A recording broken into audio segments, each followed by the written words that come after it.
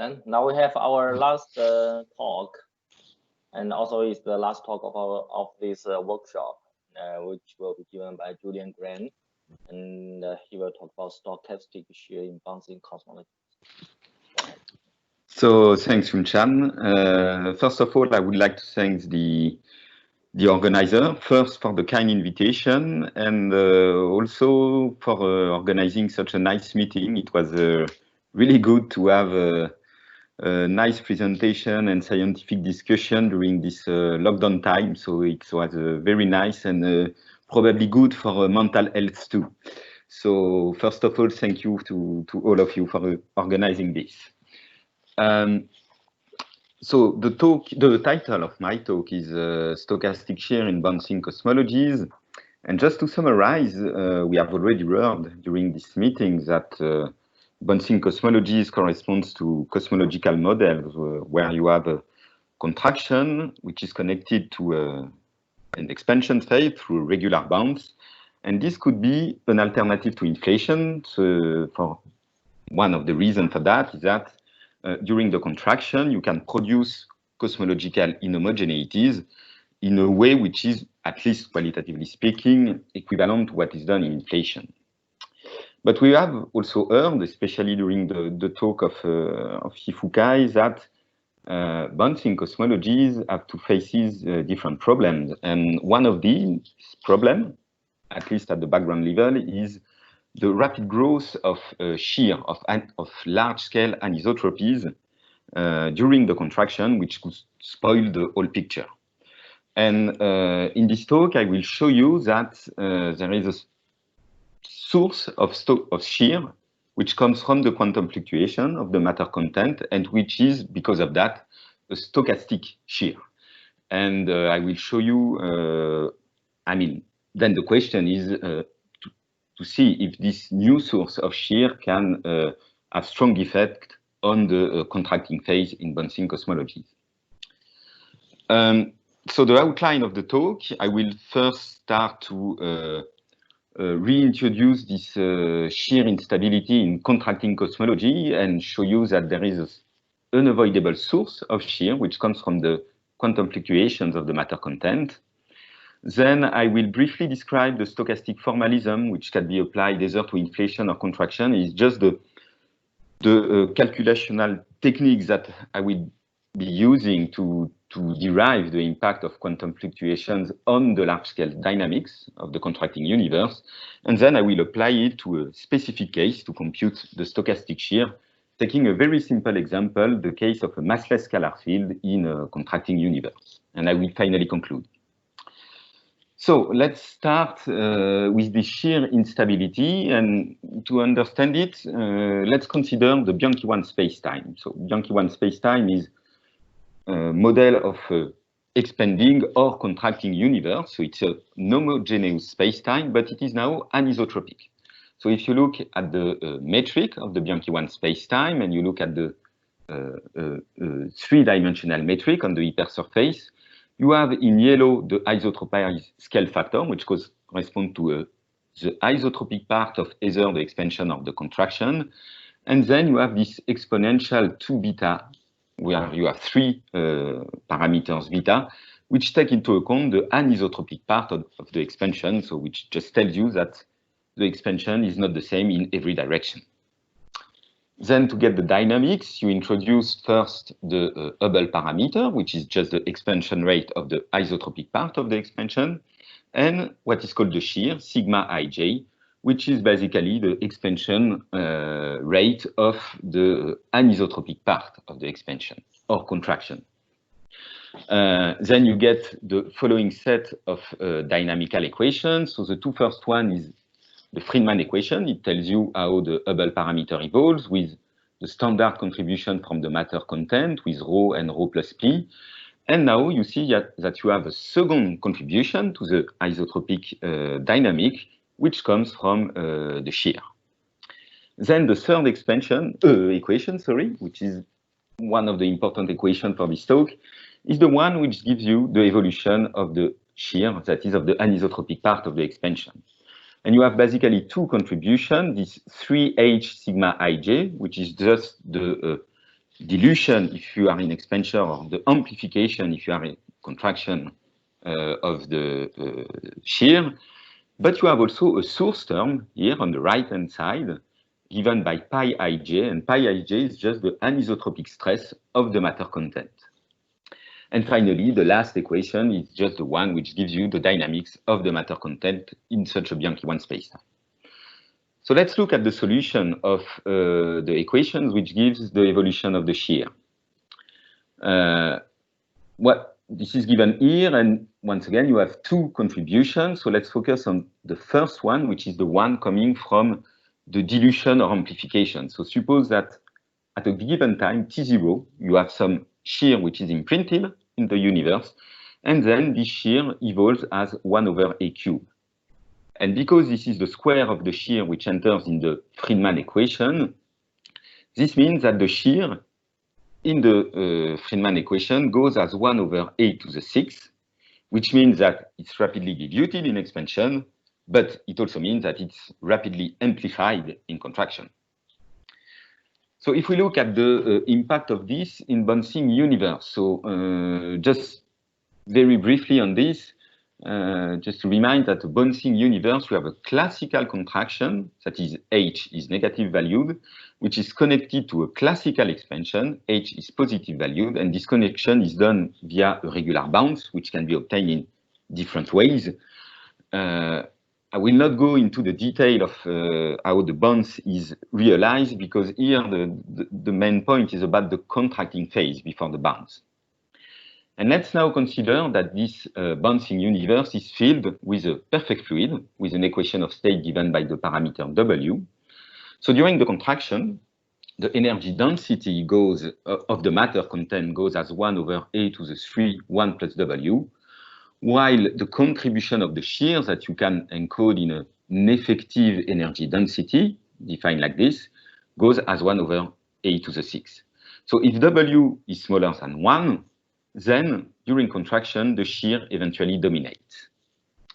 So what could be the consequences of this? Consider, for example, and here the arguments will be very roughly speaking, very rough, not based on detailed investigations, but just to give the picture. If the bounce is induced by matter, that is, in some way you modified how the matter back react on the contraction, such as you have a regular bounce. So in a way, you modify the Friedman equation, introducing some f of rho, g of rho, and h of p, such as it is regular. It does not go to infinity. Then, because of the growth as 1 over x to the 6 of the shear, it will dominate the dynamics during the contraction, and you will have a new kind of singularity. Unless, obviously, and this is what is done in the ekpyrotic model, you consider matter with a very stiff equation of state, so W much bigger than 1. Another way to realize the bounce is bounce obtained with quantum gravity. So here what I have especially in mind is what is obtained with loop quantum cosmology, which has been applied to the case of Bianchi-1 spacetime. And then if you work out this, it's the whole spacetime curvature which is regularized in loop quantum cosmology. So now you do not have only, let's say, the matter energy density, which is bounded from above, but also the shear will be bounded from above. So here in this case, you have no singularity induced by the shear because it's also regularized. Now, it does not mean that it will not spoil the full picture of the bouncing universe. You can look at those two papers by Linda Linsfors and Aurélien Barraud. And for example, one of the questions which is raised if you include shear in loop quantum cosmology is that it's difficult to find natural initial condition for the shear during the contracting phase. And depending on the initial value you can choose on the shear, you can have an outcome of the bounce, that is the expanding universe we expect to be like the one we're living in. This outcome can be quite different from what we observed. So it does not lead to difficulties like singularity in this case, but still it can have an important impact on the fate of the expanding universe which comes after the bounds.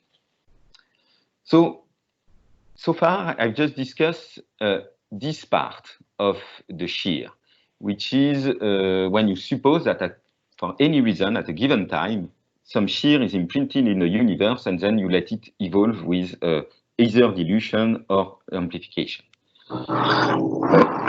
So now, is there any question? Oh, okay. So now let's consider this second part, which contributes also to the shear, which comes from the anisotropic stress of the matter content. So obviously then it depends on what type of matter content you put in the universe. So for example, you can look at those papers where they injected in the model some matter content with an anisotropic stress with a stiff equation of state, just as you may do in, for example, ekpyrotic models, but where the stiff equation of state is only at the level of the isotropic part of the energy of the stress energy tensor.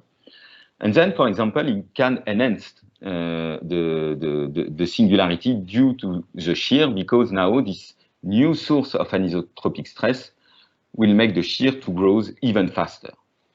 But what I want to discuss here is a much more simple situation. Let's consider that the matter content of our universe, bouncing model, is a scalar field. So here I've just given the formula for the anisotropic stress of a scalar field, which is just the traceless part of the stress energy tensor, I mean the space part of the stress energy tensor. And you see that this anisotropic stress is only built from derivatives of the gradients of the scalar field. So obviously, at the background level, the scalar field is homogeneous by symmetry. So the anisotropic stress, is vanishing. So there is no contribution, pi ij is just 0. But now we also could look at the quantum fluctuation of the scalar field. Those quantum fluctuations, they are now inhomogeneous with potential contributions at all scales. And in principle, in Bianchi-1 spacetime, their statistical properties are also anisotropic.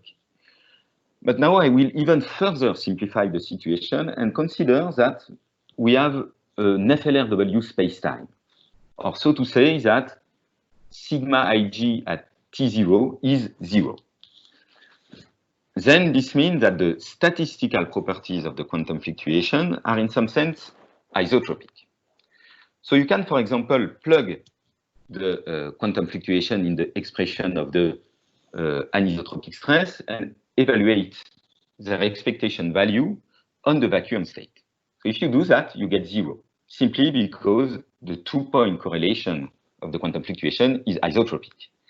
But if now you are interested in the fluctuations of the anisotropic stress, then it is non-zero, because it has contribution from the connected part of the 4-point correlation of the quantum fluctuation. Another way to view that is to say that quantum fluctuations in FLRW, spacetime of a scalar field, they are indeed statistically isotropic, but the concrete realization, which is realized specifically at a given time in the universe, is not necessarily exactly isotropic. And this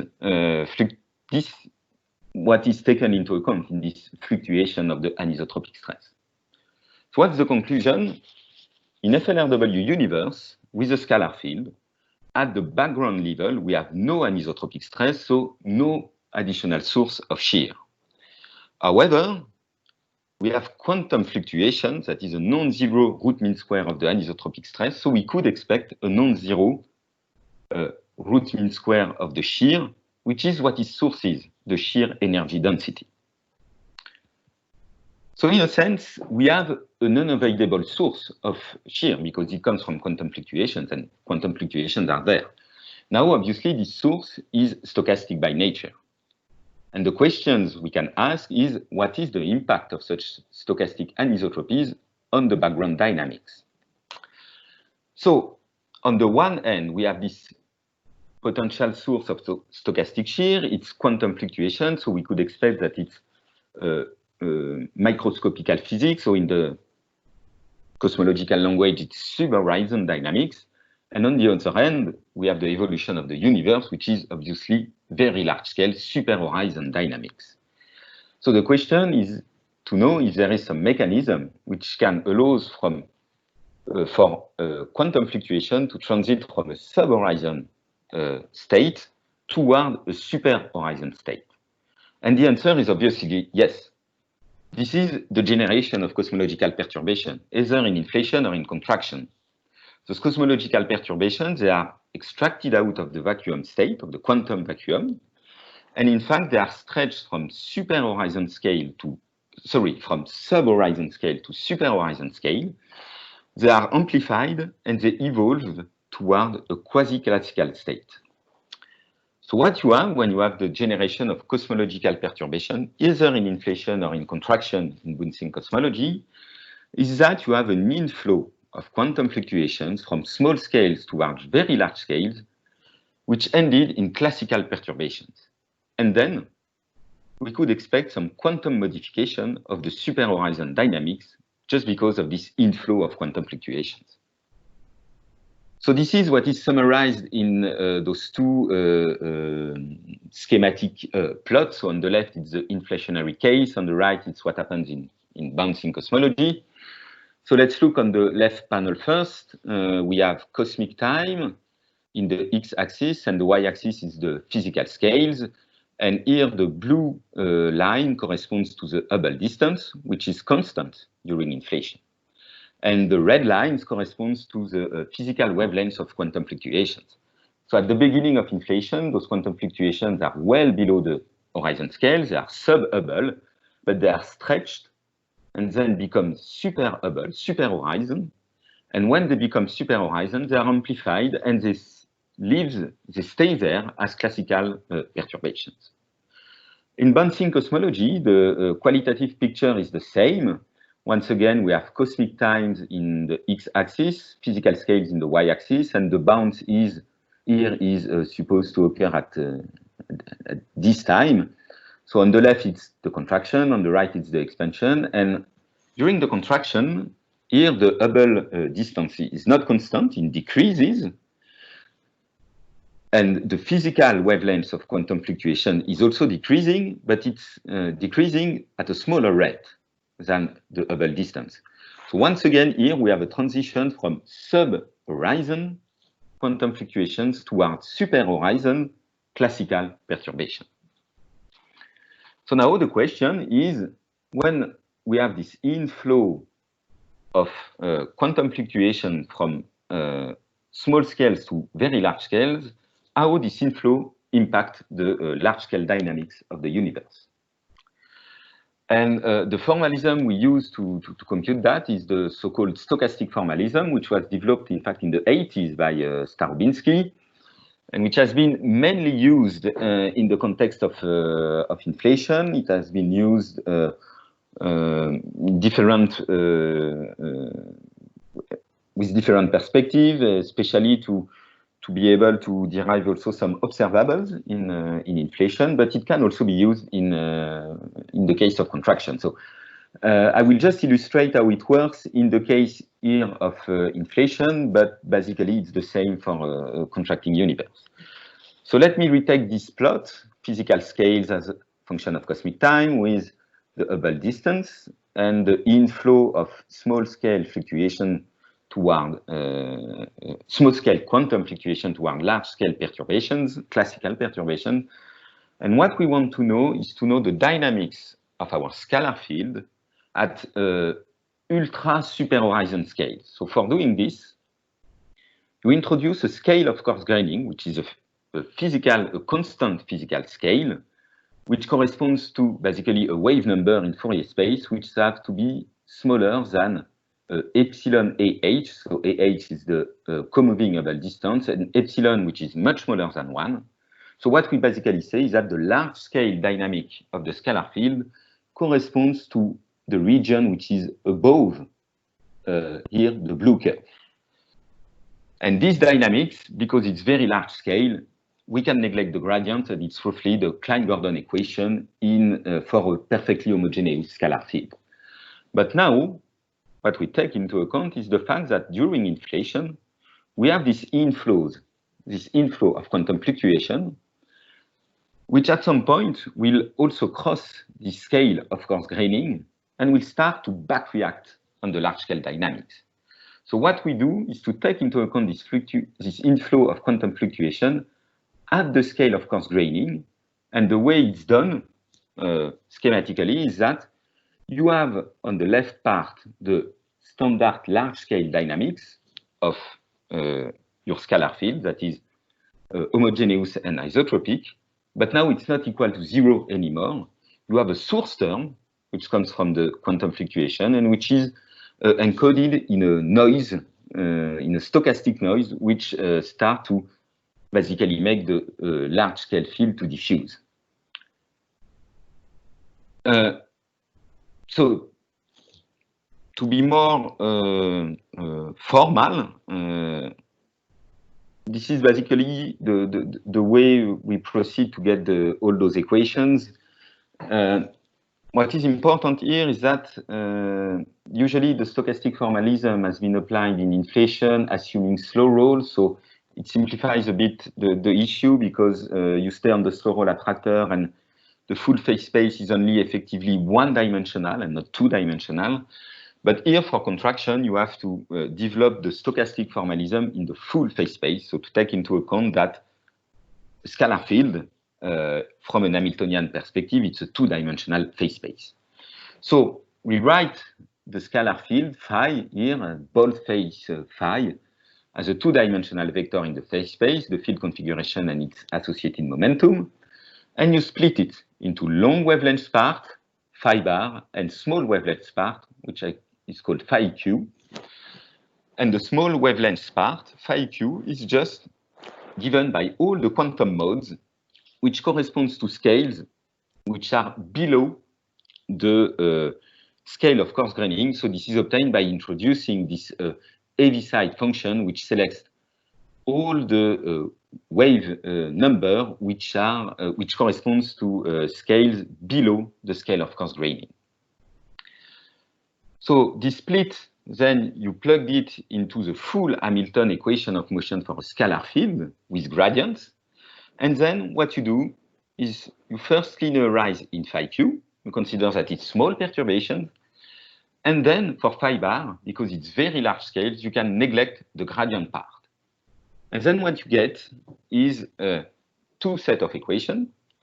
So the first set of equations is the one I schematically presented in my previous slide. So it's a Langevin equation in the phase space. So you have the time derivative of phi and pi at large scales, which is given by a first part, which is just the classical drift due to either the expansion of the contraction of the universe, and an additional source term, which is a noise.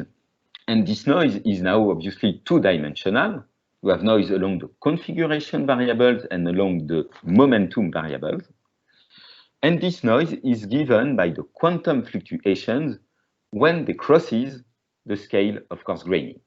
So here you have the quantum fluctuations at the scale of coarse graining.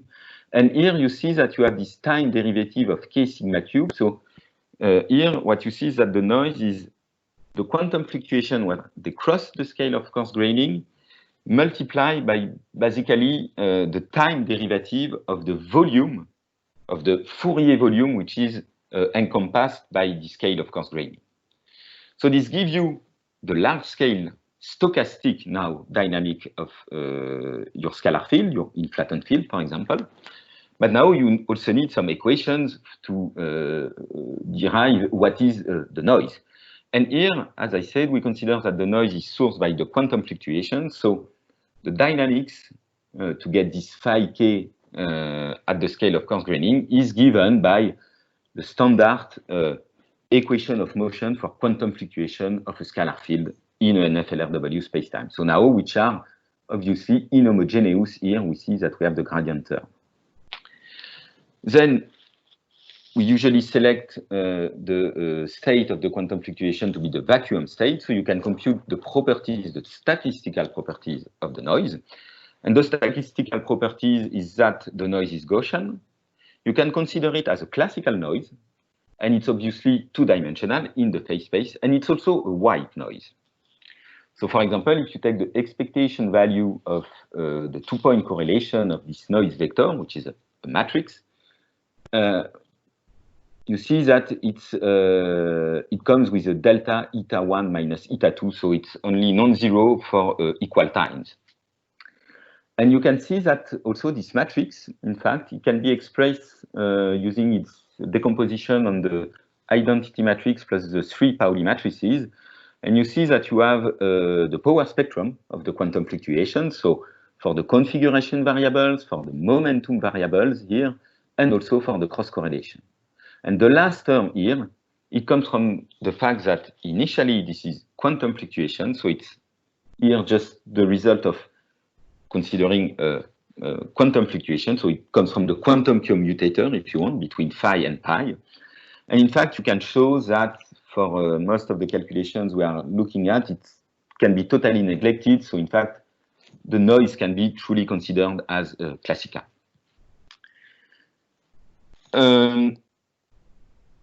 Is it fine for everybody at this stage? Yes, okay. I think it's fine. Okay, at least great. I haven't heard any objection. Okay, great. Thanks. Can I ask a thing? Yeah. Why? So, can you just repeat why you split why you do this sort of analysis? Because maybe you said that this is because you are considering bouncing cosmology, or maybe I understood it wrong. Well, I consider this because the idea is that if you have on the one end quantum fluctuation which have a non-zero fluctuation of the anisotropic stress, and if those quantum fluctuations are stretched to very large scales, then they can start to imprint some anisotropic stress at very large scales in the evolution, in the large scale evolution of the universe. No, yeah, sure. It's I'm more referring to this kind of Hamiltonian analysis. Okay. So why Hamilton? Okay. Sorry. So in fact, in inflation, in full generality, scalar field from an Hamiltonian viewpoint, it's I mean, you have 2 degrees of freedom, the configuration and the momentum. It's just that in inflation, in the case of slow roll inflation, if you assume that the field have reached the slow roll attractor, in fact, you basically lose all the dependencies on the initial velocity of the field. So effectively, once you are on the slow roll attractor, it's just like you remove 1 degree of freedom in the phase space. Basically, you remove the acceleration term in the Klein-Gordon equation, and then you get a Langevin equation in terms of the field configuration. In contraction, you do not have such an attractor solution. So you really need to keep track of phi and pi and to work in the phase space. You can equivalently work using a full second order Klein-Gordon equation with stochastic noise. Well, all the stochastic dynamics, at least in statistical physics textbooks, is more formulated in using Hamiltonian framework. You can use Fokker-Planck equation if you'd like. So seems to me a more natural way when you do not have this attractor behavior that you get in slow roll inflation, which effectively make the dynamics to be only one-dimensional and not two-dimensional. For me, it seems easy to work in the Hamiltonian framework. But I mean, the key point is that once you're in contraction, contrary to slow roll inflation, you are truly in a two-dimensional dynamics from an Hamiltonian viewpoint and not only a one-dimensional, because you do not have this attractor, this slow roll attractor. Yeah, that's clear. Thanks. Okay, great. So now we have basically the framework to compute the statistical properties of the anisotropic stress at large scales, but sourced by quantum fluctuation, which is now encoded in the noise term of when you solve for this set of Langevin equations. So let me now apply this, considering a very simple concrete situation, that is Friedman-Lemaitre-Robertson-Walker universe in contraction with an equation of state parameter W greater than -1/3. And then I will only consider the quantum fluctuation of a massless scalar field. So just no potential at all. So here I just remind the expression of the anisotropic stress, and then in this case, when the field is massless, it's really easy to solve its stochastic dynamics using green matrix formalism. And here I just reported the solution for the configuration variable, because the momentum is a constant of motion in this case. So the solution of the stochastic evolution of the scalar field is given by this formula, where you have, once again, two contributions. The first one in green, it just comes from the drift evolution, the deterministic evolution due to the contraction of the universe. So it's given by the initial value of the configuration plus this part, which comes from the momentum contribution and which goes as the integral of 1 over a cubed, so which tells you that the field value is increasing with the contraction. And then, obviously, this contribution is, strictly speaking, homogeneous. So it has no contribution to the anisotropic stress. But now we have the contribution of the noise, which is given by the yellow part. So you just integrate the noise, which is accumulated across time, and which, once it's accumulated, it's imprinted at a given time, then follows the drift evolution. And obviously, since this noise comes from the quantum fluctuation, it inherits from the statistical properties of the quantum fluctuation. So once again, the average, the mean of the anisotropic stress due to the noise part will be 0, because the two-point correlation is isotropic. But the fluctuation of the anisotropic stress will not be 0.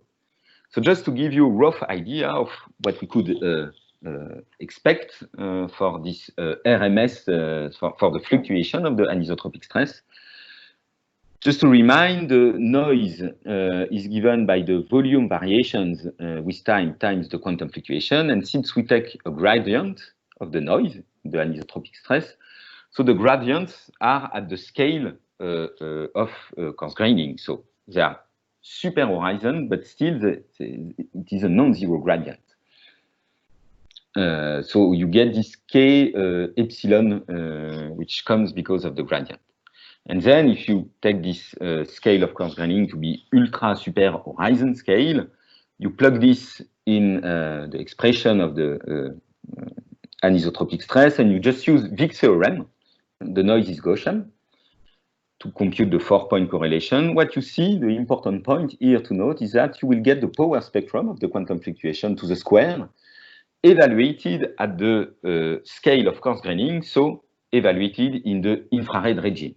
So basically, this will be sensitive to the shape of the power spectrum of quantum fluctuation in the infrared. So then, once you have computed the full expression of the anisotropic stress, you plug this into the solution for the shear, and then into the expression of the energy density of the shear, so the shear to the square.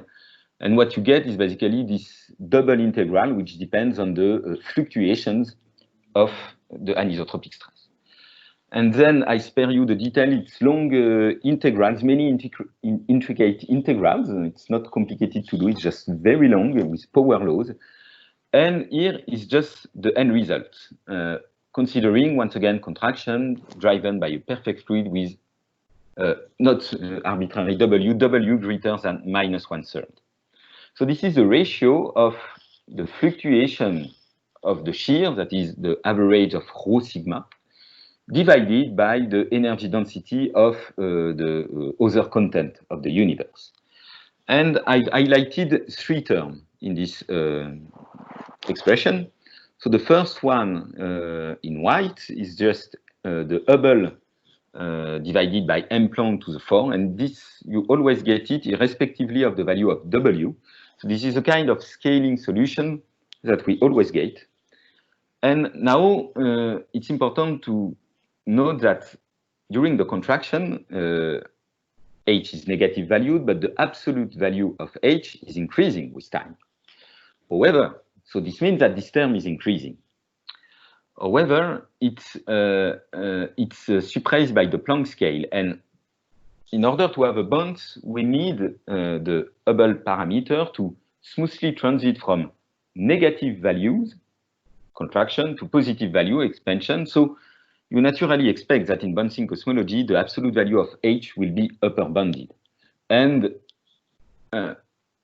natural way to expect of this upper bound, natural expectation, is that it's the Planck scale.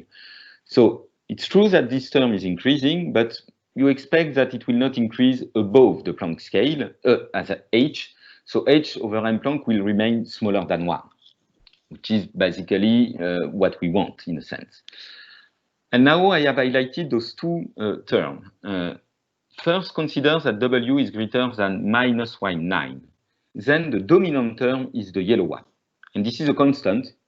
So basically in this case, if W is greater than -1/9, rho sigma over rho, should stay smaller than 1 during all the contraction.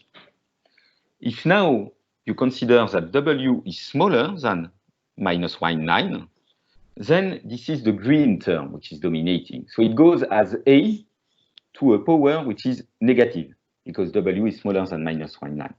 And then in this case, you can have the shear which increases above the absolute value of H, which could now say that we have a new kind of instability in a sense. And the reason for that is that the spectrum of the quantum fluctuation becomes very red. So you have a lot of power in the infrared, which comes and source this large-scale shear. And this sorry, is what, Julian, I have a quick question. Yeah? Is this W is the equation of state of background or equation of state of this spectator view? No, of the background, Okay, and what kind of background you have in contracting, like matter contracting or? So here we just assume a very, maybe I should have been, I was not clear enough. The setup is, suppose that we have a perfect fluid with W, which is the one driving the contraction. And then we suppose that we have this spectator scalar field, and let's just see if already at this level, we can have some issues with the stochastic shear it will create. Is that clear? Okay. So basically, you also parameterizing the background evolution of contracting phase. Like you assume the equation of state of background is like another W. Yeah, exactly. So we can rephrase all the A and H as a function of time with W. Okay. But in fact, it always takes this shape, this form at the end. Okay. I see. Please go ahead. So this is summarized in these two plots. So let's focus first on the plot on the left, which shows the result, the equation I showed you before, that is the stochastic shear energy density as a function of time. So here the time is parameterized as h over m Planck, because h is continuously, in absolute value, so increasing with time. And if you take, for example, W equal 1/3, so you see that whatever the time you start, this is the red curves, it rapidly reaches the scaling solution, which goes at h over m Planck to the 4. And then it never exceeds 1.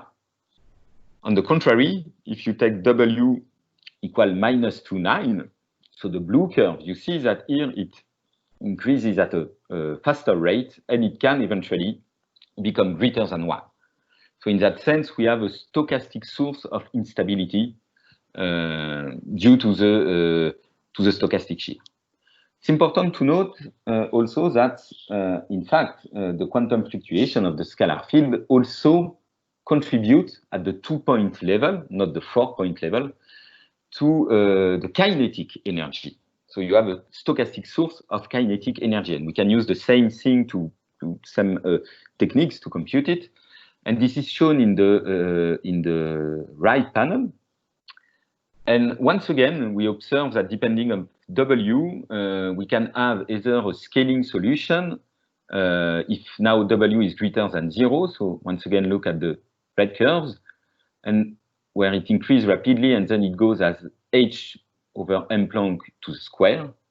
But if now W is smaller than 0, the blue curve, this source of stochastic kinetic energy, so purely isotropic here, not anisotropic, can grow above 1 as compared to the other source of energy density. So once again, here we can observe a sort of instability, in fact, already due to at the level of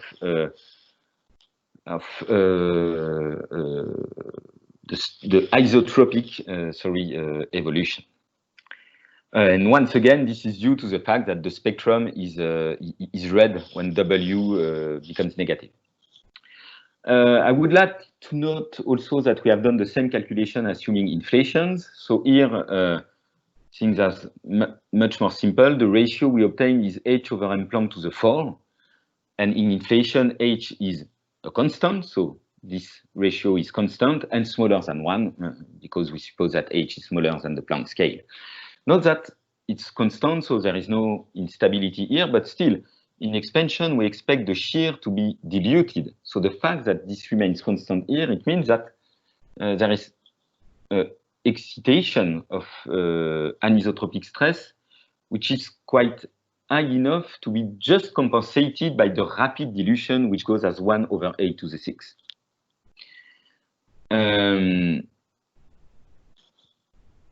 So this is all that I wanted to say about this work. I just, if you want more details on this, you can look at the paper which was put recently on the archive. And if you want more information on all the stochastic formalism, you either ask to me or I can share the slide without any problem if you want to see the different references. So let me just go to the conclusion, first with a brief summary. So we have an unavoidable source of shear in Friedmann-Lemaitre-Robertson-Walker cosmology, which comes from the quantum fluctuations of the matter, which are stretched to super-horizon scales, obviously providing that such a stretch can occur, that is, either during contraction in bouncing cosmology or in inflation in more standard cosmology. So because it comes from quantum fluctuation, this shear is inherently stochastic, and what we have shown is that its mean, at least on the vacuum state, is vanishing, but it has non-zero fluctuations. And this is the non-zero, this is the fluctuation of the shear which contributes to the isotropic part of the expansion. So then we have computed it using 2 examples. The first example, very simple example, is a test and massless scalar field in contraction. And what we have shown is that the fluctuations of the shear increases with time, but it remains smaller than the Hubble rate if the equation of state is greater than -y9. So in fact, what our result truly says is not that there is for sure this type of energy density, of shear energy density in the universe, because keep in mind that it's a stochastic contribution. In a sense, what it tells us is that if sigma, rho sigma, that is the fluctuation of the shear, remains much smaller than h squared, in a sense, it means that the probability to imprint a shear which is greater than h at a given time because of the quantum fluctuation is quite low. It's a small probability. This reasoning obviously assumes a Gaussian PDF. And in fact, we are already sure that the probability distribution function of the shear is not Gaussian. The reason is simple. The noise is Gaussian. And the shear, this is the square of the noise. So it should be something of a generalized chi-square. But this is basically the true meaning, at least at a qualitative level, of the result that we have, is that we say that at least if W is greater than minus Y9, it's poorly probable that at some point there is a concrete realization of the quantum fluctuation stretched to the large scale and which is sufficiently anisotropic to drive the universe away from an FLRW contraction or expansion in inflation. So we have done the same thing in inflation, obviously, and very briefly, what we obtain is that it's constant, but smaller than the bubble rate. So here, everything safe also. To rapidly finish, the future direction, there are many, in fact. Obviously, the first thing we want to do is still consider a spectator field or test field, but with a non-zero mass. The reason is that what we could expect with a non-zero mass is that to have a blue spectrum. So maybe this will change this instability, quotes and quotes, for instability that we obtain for W equal minus, smaller than minus 1/9. So this is a work which is in progress with Vincent, and one of the difficulties is that now the initial state is not really Bunch-Davis, but we can find a meaningful vacuum.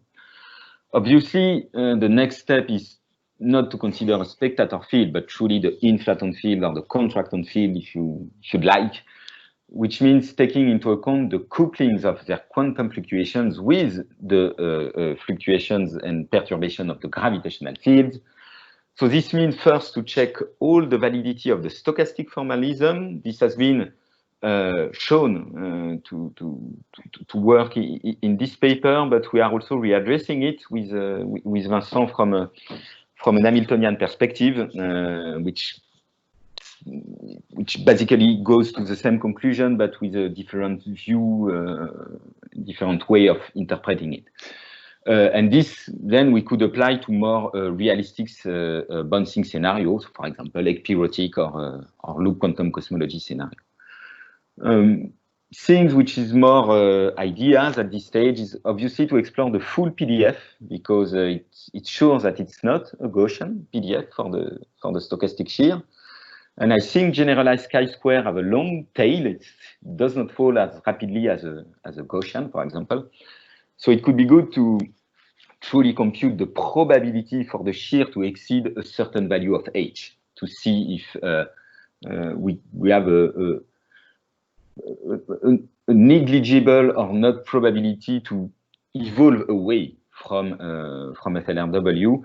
And we were also wondering if this could explain, for example, some alignment anomalies in the CMB. So maybe just from a probabilistic viewpoint, it may well be that during inflation or contraction, you have imprinted a bit of anisotropy, which then, when we are re-entering in the horizon and leaving their imprint on the CMB, could have a preferred direction. And finally, a link with primordial gravitational waves. There is two links we can I can imagine, which came listening to the talk of Shippy and Guilhem Domenech. We have heard about primordial gravitational waves at second order that is sourced by the anisotropic stress of the scalar fluctuation. So here we are basically in the same idea, but using a stochastic formalism. So maybe it can be a way to compute those primordial gravitational waves at second order.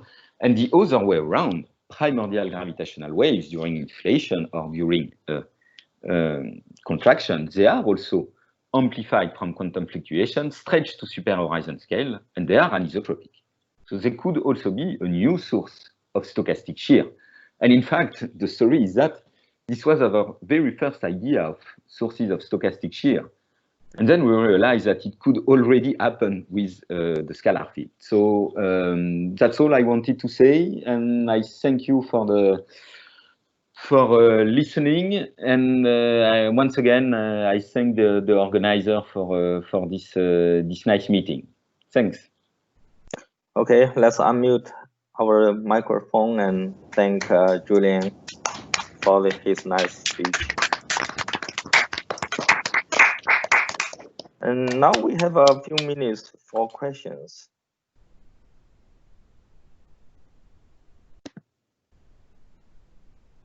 Oh, we got one. Please go ahead.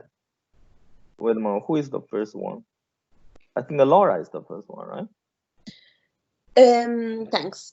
Can I ask you, like, I don't understand really what is like stiff, something that has a stiff equation of state. So you mean the type of matter which could have that? Yeah. I think so. I'm not so well aware of this, but I think, for example, in the ekpyrotic model, it's basically choosing an appropriate potential, scalar field with, I think, exponential potential. You can have this situation where the pressure is like 10 times bigger than the energy density. So I do not remember the detail, but I think it's at least in the first ekpyrotic model, it's done with. I mean, you need some kind of fancy matter for sure. So it's, I mean, fancy. Whether you consider that a scalar field is fancy or not, but yeah, you need this kind of thing to have this ultra stiff equation of state.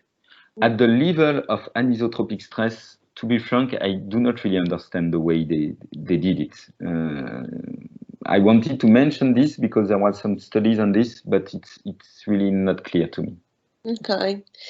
And so in your study, you didn't consider any like initial shear. You only consider the stochastic, unavoidable. Yeah. And so the first reason was we wanted to focus on this. And the second reason, to be frank, is also technical, is that if the universe is already anisotropic, you then need to compute the quantum fluctuation in an anisotropic universe. And I don't know if you have read the papers, I think it was in 2008, of Cyril Pitrou, Jean-Philippe Uzan about quantum fluctuation in Bianchi-1 spacetime. It's already much more complicated. Especially you have couplings between gravitational wave degrees of freedom and scalar degrees of freedom. So there was also a simplification doing this. And in fact, when we realized that even already in FLRW, we have this kind of things, it was also meaningful to start with this much simple consideration. Because it's in any case there. Yeah. Thank you very much. Thanks. By the way, this is scalar field, canonical scalar field, or some generalized non-canonical one? In this, in what we did is very canonical. I mean, it's just the simplest thing you can imagine. It's J mu nu, D mu phi, D nu phi. Well, of course, you always want to start from the simplest. Yeah. Okay, let's take the second question. Who is this? I don't know the name. Oh, hi. It's me. Hi. It's Luis Felipe Guimarães. So I'd like to know if when you mentioned the CMB alignment, you're saying that in the inflationary scenario or in both cases, like, is that possible both in bouncing cosmologies and inflationary cosmologies, or? So I think for this, I mean, at a qualitative level, the idea could be applied for both scenarios. That is, at some point, when quantum fluctuations are produced during either inflation or contraction, they become super horizon, and it's just that they become super horizon with some an excess of anisotropy, and then because later on in the sorry, let me just take a. Do you see the slides? Yes. Yeah. So imagine we are in inflation, and then just imagine that this one, when they exit the horizon during inflation, they imprint a bit of anisotropy, and then when they re-enter, this one will re-enter the horizon. The question is to know maybe if it has imprinted an amount of anisotropy which is enough or not to produce alignment in the CMB at those scales. This reasoning, you can do the same in contraction. Because it's only the question to know if the probability to imprint anisotropies at the scales where you have alignment in the CMB is high or not, whether it's inflation or contraction. Then I think the first thing to do is to do in inflation, because computation are easier, and yeah, because I think calculations are slightly easier in inflation. But then I cannot tell you the answer, because this assumes that we have a good control of the probability to imprint a certain amount of anisotropy, and then to see if this leads to proper alignment in the CMB. It's really like ideas to explore, but I think it's then it will depend, on the detail of the probability. But on the level of the idea, it can be applied to both. Okay, and also just a comment on what Laura asked. There is a really non-orthodox bouncing model which considers the de Broglie-Bohm quantum mechanical interpretation, in which some people have worked on it, and they include stiff matter closer to the bounce. So it's just a note. Yeah, sure. It's the thing. Yeah. Okay, great. Thanks. I will have a look at this too. Okay.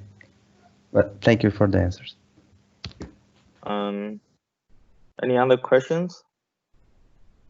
Okay, I have a question. When you integrate over 2-point function, I guess you encounter the divergence, and how do you normalize this divergence? Yeah, so exactly here, this is the point where, in fact, when I say there is this instability because it's become too red, in fact, it's because you start to have infrared divergences in the power spectrum. So if you'd like, you see that here we have in this rho sigma, we have you have a function of epsilon and W, and epsilon basically tells you the amount of infrared scales that you can take into account. And when W becomes smaller than -Y9, it becomes epsilon so it's much smaller than 1, with a power which is negative. And in fact, that's the point. We have infrared divergences here. Okay.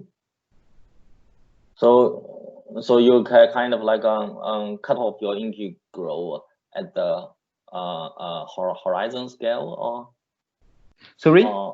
So did you cut off your integral at the horizon crossing? So the integral is cut at the scale of coarse graining. Yeah. Okay, I got it. Okay. So it's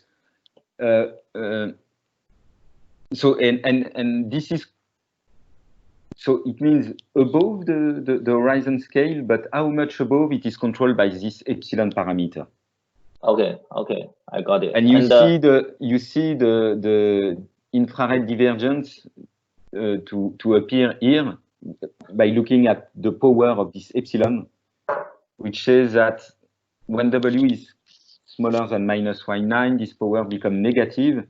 So it means that if you make epsilon smaller and smaller, so you go more and more away from the super horizon scale, you start to diverge. So to take into account, I mean, it just tell you that the infrared, if you take scales which are too much in the infrared, your integral blows up. Okay. I actually have a comment about your work in progress. I think you are currently working on this with the non-zero mass, right? I think this would be of more physical relevance because in almost all of UV models, they predict those heavy fields, right? Yeah. And those heavy fields, there are many of heavy fields at background level, and some of and then you cannot avoid the quantum fluctuation of those heavy fields. There are many of them, like a KK mode, then the KK tower and so on. And I think that I will be much more interested to read your next paper about this non-zero mass. I think there is a more physical relevance. It's the starting point was that. Then we realized that it was better to start to understand things much simpler. But it's for sure we need to put masses because it's where it's become realistic. Yes, and also it's of physical importance, I think. When this paper will appear? I don't know. To be frank, it's on all those things plus many other things. We have a huge amount of working notes and draft papers, and with the lockdown, everything start to slow, and we have to. We have to decide what should be the priority, and but hopefully soon. But I think not before the summer in any case, because Okay. But I let you know once it's ready. Okay, I'm looking forward to it. The thing is that when you add a non-zero mass, you have many other small things to take into account. Equations for perturbations are not so easily solved, so it took us some time to find good way to solve them analytically, so we can have analytical intuitions on it. So there are a lot of technical details which makes the things more complicated, but really at a technical level. Okay. But I'll let you know for sure. No. Thank you. All right. Any other questions from audience? Can I make just another question? Quick question. It's me. Just another question. You were mentioning a lot those type of models with the equation of state lesser than 1/9, -1/9. But in general, in meta-balanced cosmologies, we have that the equation of state parameter is a lot closer to 0 in order to have the scalar perturbations to be almost scalar invariant. So which kind of bouncing scenarios with such a negative equation of state do you have in mind? Do you know any? Or in fact,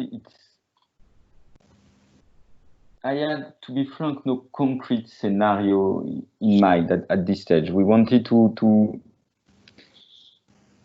explore the dependence of this without assuming too much about the way the contraction occur. But for sure, I mean, most of the bouncing scenario I know, we are much more close to W equals 0.